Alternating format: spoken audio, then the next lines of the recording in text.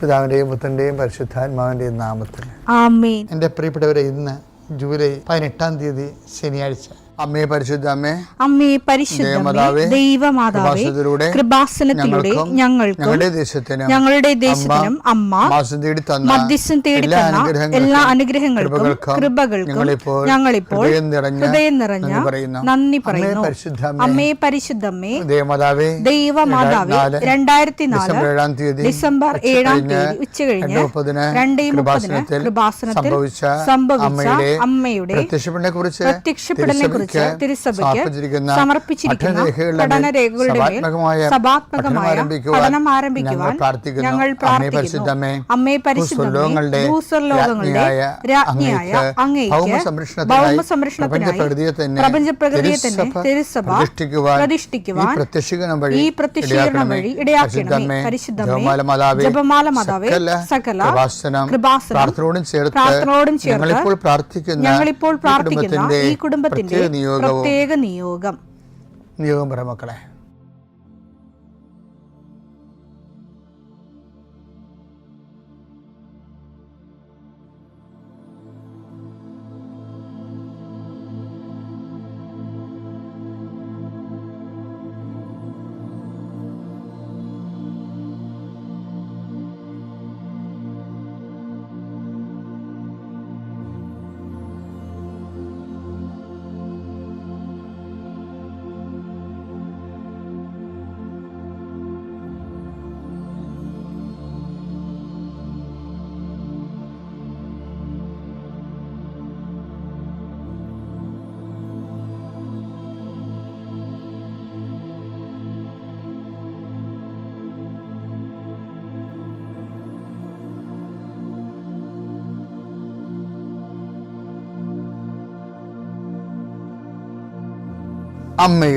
അമ്മയുടെ പ്രത്യക്ഷീകരണത്തിന്റെ ഈ അനുഗ്രഹവേളയിൽ ഞങ്ങൾക്ക് സാധിച്ചു തരുവാൻ കനിയണമേ. ആമേൻ. വിശ്വാസ പ്രമാണം.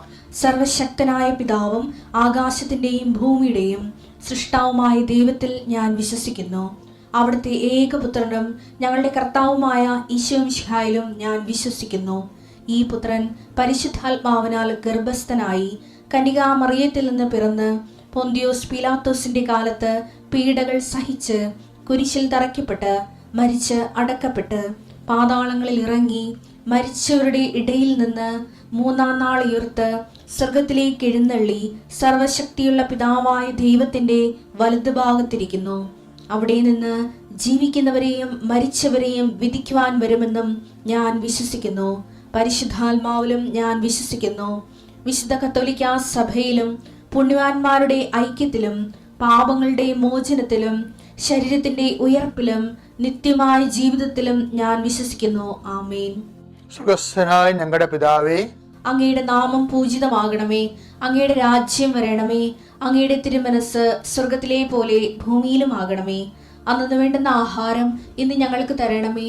ഞങ്ങളോട് തെറ്റ് ചെയ്യുന്നവരോട് ഞങ്ങൾ ക്ഷമിക്കുന്നത് പോലെ ഞങ്ങളുടെ തെറ്റുകൾ ഞങ്ങളോടും ക്ഷമിക്കണമേ.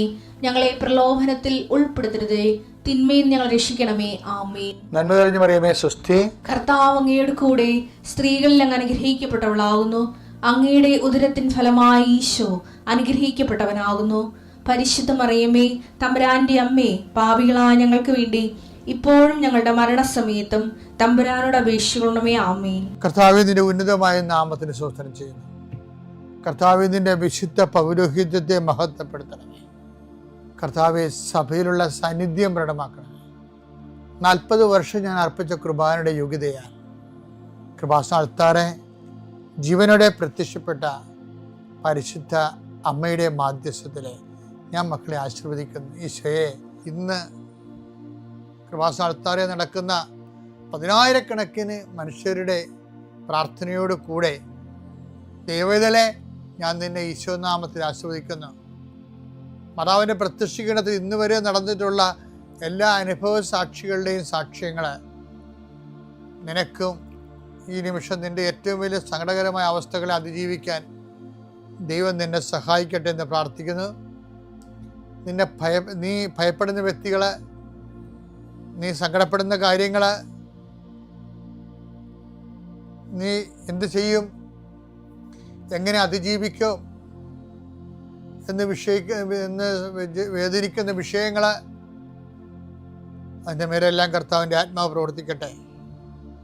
കർത്താവേ, ആശുപത്രി കഴിയുന്നവരെ, കർത്താവേ, ഓരോരോ ജീവിക്കാൻ വേണ്ടി ഓരോരോ ജോലിക്ക് പോകുന്നവരെ, ജോലി അന്വേഷിച്ച് പോകുന്നവരെ, ജോലി നഷ്ടപ്പെട്ടവരെ, വിസ പ്രോസസ്സിംഗ് ഇരിക്കുന്നവരെ, വിസ നഷ്ടപ്പെട്ടു പോയവരെ, പുതുക്കാൻ വേണ്ടി പരിശ്രമിക്കുന്നവരെ, നാട്ടിലെ ജോലിക്ക് ശ്രമിക്കുന്നവരെ, അതിൻ്റെ പരീക്ഷ എഴുതുന്നവരെ, അതിൻ്റെ പരീക്ഷ റിസൾട്ട് കാത്തിരിക്കുന്നവരെ, കർത്താവേ, പലതരത്തിലുള്ള ജപ്തി നടപടികൾ, പലതരത്തിലുള്ള കോടതി കേസുകൾ, പലതരത്തിലുള്ള ഒത്തുതീർപ്പ് ചർച്ചകൾ, എൻ്റെ കർത്താവിൻ്റെ ഉന്നതമായ നാമത്തിൽ ഈ പ്രാർത്ഥന കൂടുന്ന നിനക്ക് മാതാവിൻ്റെ പ്രത്യേക സാന്നിധ്യം ഞാൻ ഉറപ്പു തരികയും അമ്മ നിന്നെ സഹായിക്കുകയും ഈശോ നിന്നെ അനുഗ്രഹിക്കുകയും ചെയ്യട്ടെ. എൻ്റെ പ്രിയപ്പെട്ട പിന്നുണ്ടല്ലോ, ഞാനിപ്പോഴേ ഈ ദിവസങ്ങളിലേ നമ്മുടെ ചാവറ പിതാവില്ലേ, ചാവറ കുര്യാക്കോസ് ഏലിയാസ് അച്ഛൻ, വിശുദ്ധ ചാവറയച്ചൻ, ചാവറച്ചന് പട്ടം കൊടുത്ത ഒരു പിതാവുണ്ട്. ഒരു ഇറ്റാലിയൻ കർമലൈറ്റ്സാണ്, മൗറിലിനൂസ് ടബിലിൻ്റെ പിതാവ്. 1827 മുതൽ 1831 വരെയാണ് അദ്ദേഹത്തിൻ്റെ വാരാപ്പുഴ വികാരിയാത്തിൽ അദ്ദേഹം ബിഷപ്പായിരുന്നത്. ഇപ്പം ഞാനിപ്പോൾ ഒരു മാസമായിട്ട് സബിലി പിതാവിനെ കുറിച്ചുള്ള ഗവേഷണങ്ങളും പഠനങ്ങളുമാണ്. എൻ്റെ മനസ്സ് പറയണു അങ്ങേരെ ട്രേസ് ഔട്ട് ചെയ്യണമെന്ന്. അപ്പോൾ എനിക്കൊരു ഫ്രണ്ടുണ്ട്, ഫാദർ ജെയിംസ് പുലിയൂരമ്പിൽ. ഞങ്ങൾ ഒരുമിച്ച് പഠിച്ചതാണ്. പാലായിലെ വലിയ അച്ഛനാണ്, സെമിനാരി പ്രൊഫസറാണ്. കോട്ടയം സെമിനാരി കുറേ വർഷങ്ങൾ അദ്ദേഹം പഠിപ്പിച്ചിട്ടുണ്ട്. അദ്ദേഹം കുറേ പുസ്തകങ്ങൾ എഴുതിയിട്ടുണ്ട്. ഞാൻ ഒരു ദിവസം പാലാ സെമിനാരിൽ പോയി അദ്ദേഹമായിട്ട് കണ്ട് സംസാരിച്ചപ്പോൾ സ്റ്റബിലിൻ്റെ പിതാവിനെക്കുറിച്ച് ഡോക്ടറേറ്റ് എടുത്തിരിക്കുന്നതാണ് അച്ഛൻ. സ്റ്റബിലിൻ്റെ പിതാവിനെക്കുറിച്ചല്ല, അച്ഛൻ്റെ സബ്ജക്റ്റ് ഒരു കാലത്തുണ്ടായിരുന്ന ഡബിൾ റെയിമിനെ കുറിച്ചാണ്. സഭയിലുണ്ടായിരുന്ന 2 അധികാര സ്ഥാനങ്ങളുണ്ടായിരുന്നു, പാതിർവാദവും അതുപോലെ പ്രൊപ്പഗാന്തയും. അപ്പോൾ ഞാൻ അച്ഛനോട് സംസാരിച്ച്, അപ്പോൾ അന്ന് എനിക്ക് ഇൻസ്പിറേഷൻ കിട്ടിയതാണ് സബിലിന് പിതാവിൽ എന്തോ ഒരു കണ്ടൻറ് ഉണ്ടെന്ന്. അപ്പോൾ ഞാൻ ഈ ദിവസങ്ങൾ വായിച്ച് ചെന്നപ്പോൾ എനിക്ക് ഒരു സംഭവം കണ്ടെന്ന് വെച്ചാൽ, സ്റ്റബിലിന് പിതാവിൻ്റെ കാലത്താണ് കാറ്റക്കിസം ചേഞ്ച് ചെയ്യണത്. അന്ന് വരെ ഏകാധ്യാപകരാണ് സഭയിലുണ്ടായിരുന്നത്. സ്റ്റബിലിന് പിതാവ് അത് 2 അധ്യാപകരെ വെച്ച്, ആണുങ്ങൾക്കൊരു അധ്യാപകർ, സ്ത്രീകൾക്ക് വേറെ അധ്യാപകർ. അങ്ങനെ വെച്ചതിൻ്റെ വേറെ ചെയ്യുന്നത് വെച്ചാൽ സ്റ്റബിലിന് പിതാവ് വേറെ കാര്യം ചെയ്ത് സിലബസ് മൊത്തം ചേഞ്ച് ചെയ്തു. സിലബസ് ചേഞ്ച് ചെയ്ത് എന്താ അറിയാമോ? സിലബസ് ദൈവസ്നേഹം, ഒറ്റ സിലബസ് മാത്രം. ആ ഡോക്ട്രിന ക്രിസ്തവ് എന്ന് പറഞ്ഞ ക്രിസ്ത്യൻ ഡോക്ട്രിൻസ്, വിശ്വാസ പ്രമാണങ്ങൾ, അത് മുതിർന്ന പിള്ളേരിലേക്ക് വന്ന പുള്ളിക്കാരൻ ദൈവസ്നേഹം എന്ന സബ്ജക്റ്റ് പഠിച്ചാൽ മതി എന്ന് പറയും. ഡോക്ടറിനെ ക്രിസ്ത്യൻ നിങ്ങൾ ബേസിക് കാരിസം ആദ്യം പഠിച്ചിരുന്നു, ഇപ്പോൾ നിങ്ങൾ മുതിർന്നപ്പോഴിന് ലവ് ഓഫ് ഗോഡ് പഠിച്ചാൽ മതി എന്ന് പറയും. അപ്പോൾ എന്നാ വിഷയം എന്ന് വെച്ച് കഴിഞ്ഞാൽ, ഈ നമ്മൾ എന്ത് ഡോക്ടറേറ്റ് എടുത്താലും, നമ്മൾ ഉപരി പഠനങ്ങൾ നടത്തിയാലും, ക്രിസ്ത്യാനിറ്റി ഇരിക്കുന്നത് എപ്പോഴും ഈ ലവ് ഓഫ് ഗോഡിലാണ് ഇരിക്കുന്നത്, ദൈവസ്നേഹത്തിൽ. ദൈവസ്നേഹം ഒരു വ്യക്തിയുടെ ഉള്ളിൽ തീക്ഷ്ണതരമാകാൻ വേണ്ടിയുള്ള മാർഗങ്ങൾ അന്വേഷിച്ചാൽ ഈ ലോകത്ത് നമുക്ക് ലഭിക്കാൻ പറ്റും. ഒരു വ്യക്തിക്ക് ദൈവസ്നേഹം കൂടിക്കഴിഞ്ഞാലേ എപ്പോഴും നമ്മൾ ശ്രദ്ധിക്കേണ്ടത് നമ്മൾ എന്ത് ചെയ്തു, എങ്ങനെ ചെയ്തു, നിങ്ങൾ പത്രം കൊടുത്തോ, നിങ്ങൾ കുടമ്പടിയിൽ ഉപവിപ്രവർത്തനം ചെയ്തോ എന്നല്ല. അതൊക്കെ ചെയ്യുമ്പോൾ അതെല്ലാം ദൈവസ്നേഹത്തെ പ്രതി കാഴ്ചവെച്ചുകൊണ്ട് നിങ്ങൾ ദൈവസ്നേഹത്തിന് നിലവാരം കൂട്ടിയോ എന്നാണ് ചിന്തിക്കേണ്ടത്. പൗലോസ് അപ്പോസ്തലൻ പറഞ്ഞെന്താ? സ്നേഹം എല്ലാത്തിനെയും അതിജീവിക്കുന്നു. ഒന്ന് വായിച്ചേ. 1 കൊറിന്തോസ് 13:7.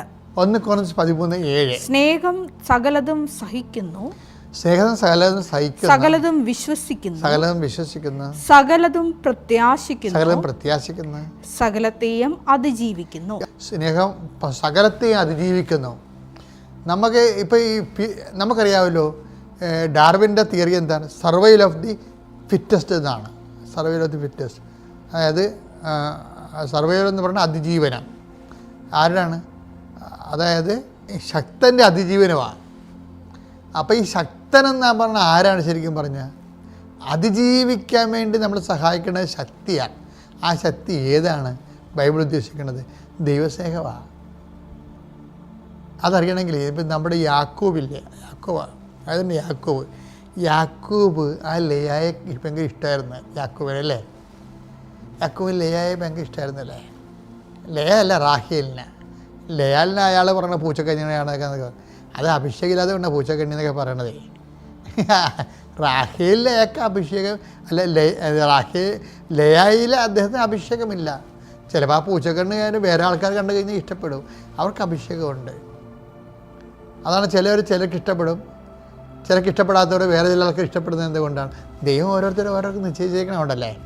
പക്ഷേ ഇയാൾ തെറ്റി വേറെ ഒരു സെൽഫ് ലവ് ആയിട്ട് റാഹേലിനെ ഇഷ്ടപ്പെട്ടപ്പോൾ